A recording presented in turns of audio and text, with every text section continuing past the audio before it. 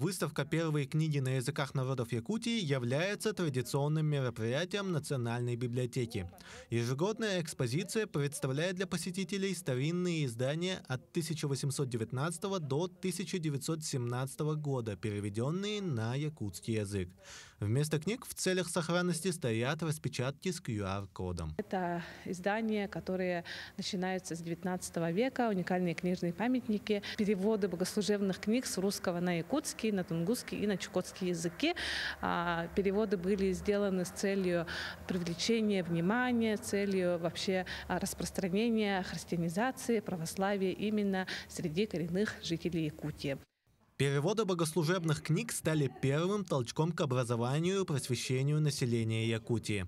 Самыми старинными являются книги, изданные православными миссионерами. Книги самые старинные из этой выставки – это изданы в Иркутске и Санкт-Петербурге.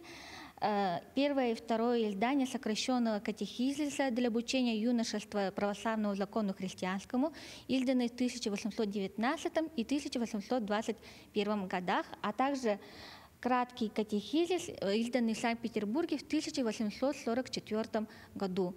Эти книги предназначались не только для распространения христианской веры, но также были первыми учебными пособиями для обучения якутской и русской грамоте. Во второй половине XIX века стали проводить работы по переводу священных и поучительных книг на языках местных народностей в самой Якутии.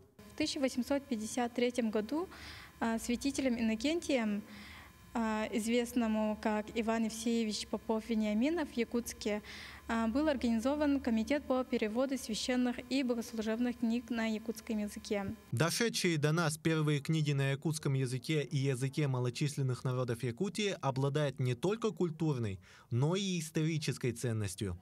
Выставка первых книг продлится до 31 января, где каждый сможет узнать частичку истории республики. Тимур Калмогоров, Илья Сыромятников, Якутск.